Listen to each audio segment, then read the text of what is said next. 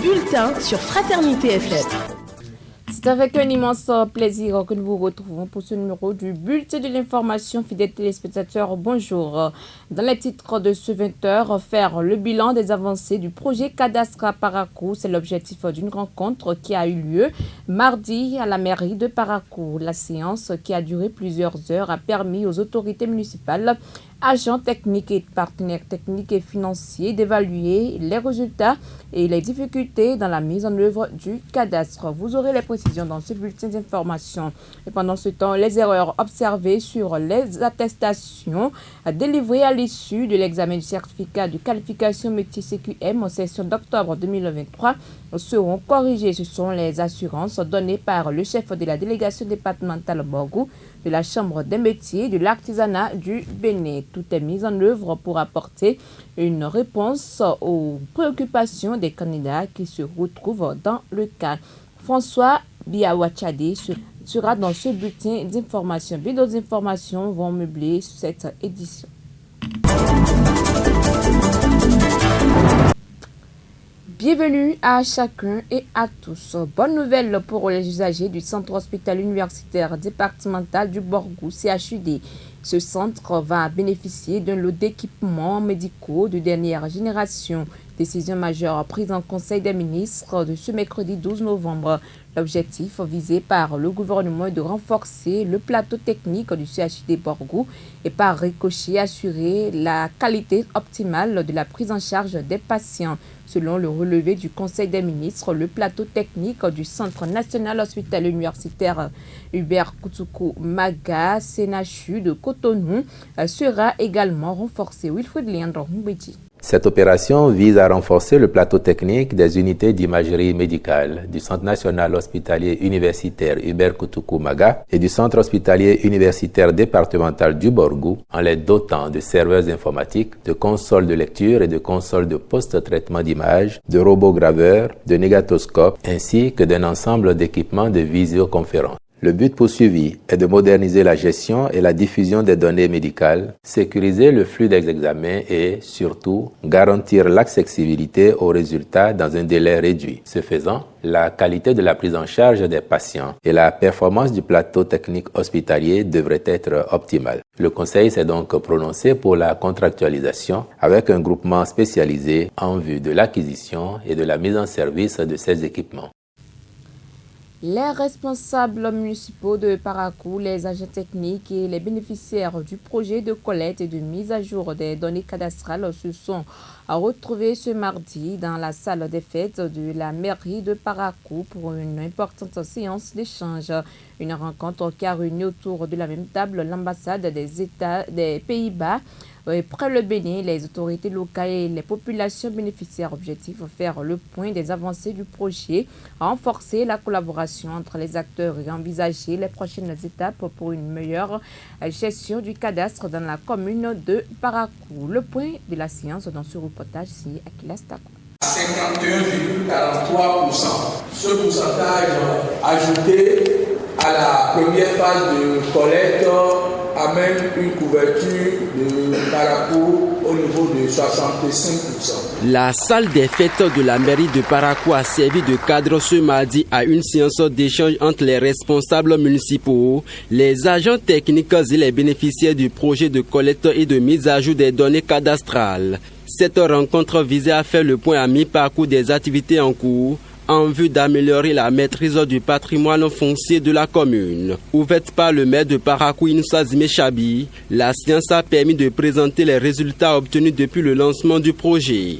Selon l'autorité communale, plusieurs zones de la ville ont déjà fait l'objet de relevés topographiques et de mise à jour des informations cadastrales. La gestion du foncier à Parakou ressemblait à un grand puzzle avec des problématiques diverses, à savoir la multiplication des conflits fonciers, des répertoires et plans éparpillés dans les tiroirs et placards. Mais grâce à la volonté du gouvernement et surtout à l'appui constant de l'ambassade du Royaume des Pays-Bas près le Bénin, le brouillard a commencé par se dissiper. En effet, le projet de modernisation de l'administration foncière PEMAF a permis à Parakou de franchir une étape décisive, la mise en place du premier cadastre communal avec la couverture de 16 982 hectares dans les arrondissements 3 et 1 de notre commune. L'ambassadeur des Pays-Bas près le Bénin, Clément Eda, présent à la rencontre, a salué les efforts accomplis et insisté sur la nécessité d'une implication accrue des populations pour garantir le succès du projet.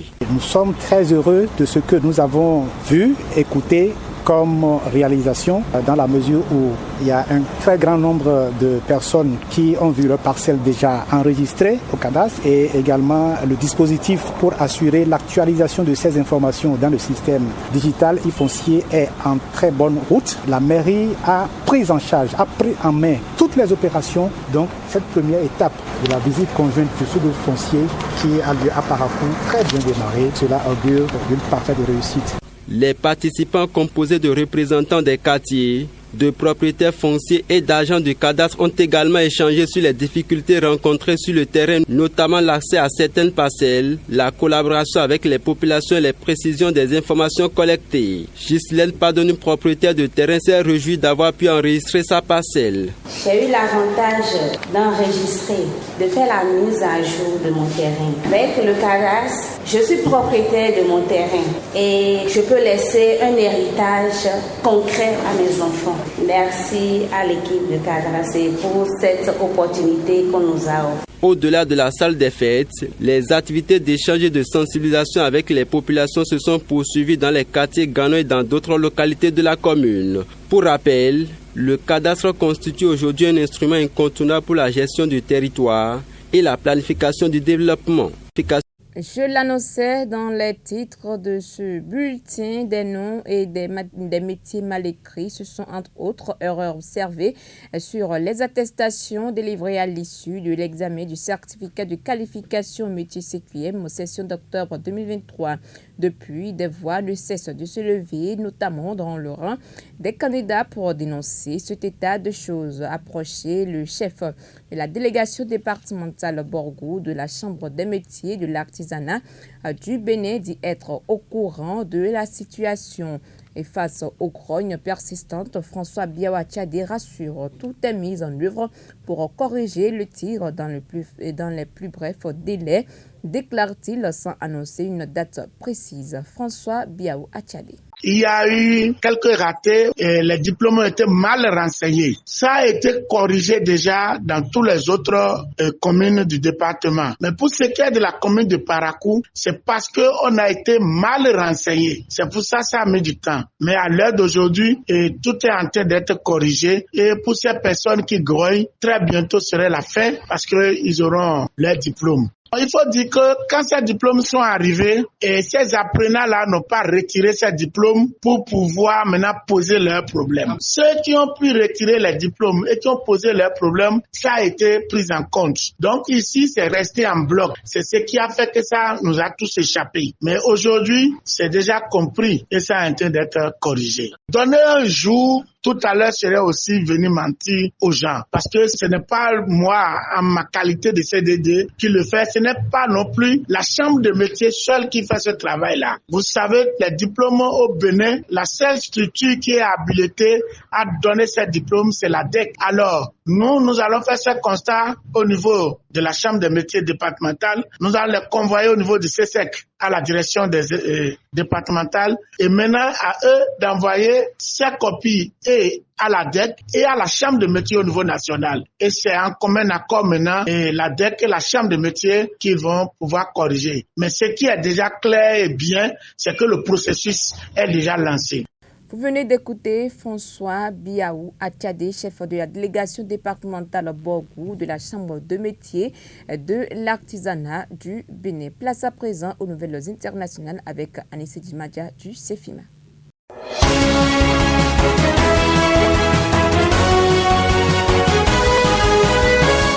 Au Gabon, après 2 jours de procès tenus en leur absence, Sylvia Bongo et son fils ont été reconnus coupables d'un ensemble d'infractions, parmi lesquelles le détournement de fonds publics, le recel, l'usurpation de fonctions, la corruption active, le blanchiment de capitaux ou encore l'association de malfaiteurs. 10 anciens collaborateurs du clan Bongo, également arrêtés après le coup d'État d'août 2023, comparaissent encore devant la même juridiction. Ils sont poursuivis pour les mêmes chefs d'accusation. Sylvia Bongo et son fils installés à Londres ne se sont pas présentés à l'audience. Leurs avocats dénoncent un procès mené dans des conditions qui, selon eux, ne garantissent pas un jugement. En Tanzanie, le Haut Commissariat des Nations Unies aux droits de l'homme appelle à l'ouverture d'enquêtes après les meurtres et violations signalées lors du scrutin électoral le 29 octobre dernier. Dans son rapport, l'organisation indique qu'à la suite du vote, plus de 150 personnes auraient été arrêtées sans que le fondement juridique de cette détention soit clairement établi. Parmi elles figureraient des enfants accusés de trahison et transférés vers des lieux tenus secrets. De nombreuses familles continuent de rechercher désespérément leurs proches dans les commissariats. L'agence onusienne déplore en outre que les forces de l'ordre aient tenté de dissimuler l'ampleur des décès en retirant les corps des rues et des hôpitaux.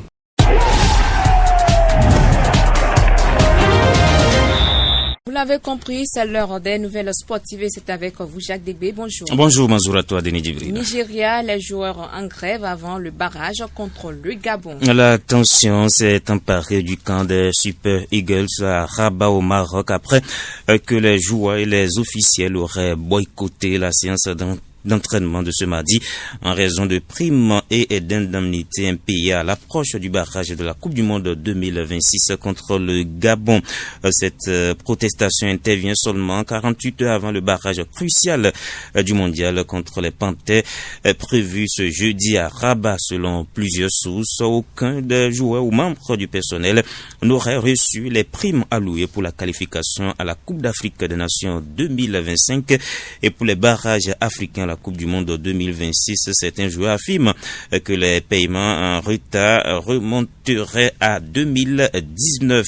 Les stars des Super Eagles, notamment des joueurs de Première Ligue comme Alex Iwobi et Calvin Bassé, l'attaquant de l'Atalanta Demola Lookman et le buteur de Galatasaray Victor Osimhen auraient tous rejoint le boycott. L'ensemble de l'effectif de 24 joueurs et le personnel d'encadrement aurait refusé de s'entraîner jusqu'à ce que la Fédération nigériane de football résolve le problème. Il faut dire que la situation a soulevé de sérieuses inquiétudes concernant la préparation du Nigeria pour l'affrontement décisif de ce jeudi contre le Gabon. Real Madrid, le vestiaire divisé, les remplaçants déçus. La tension monte au Real Madrid alors que la presse espagnole multiplie les révélations sur un vestiaire fragilisé.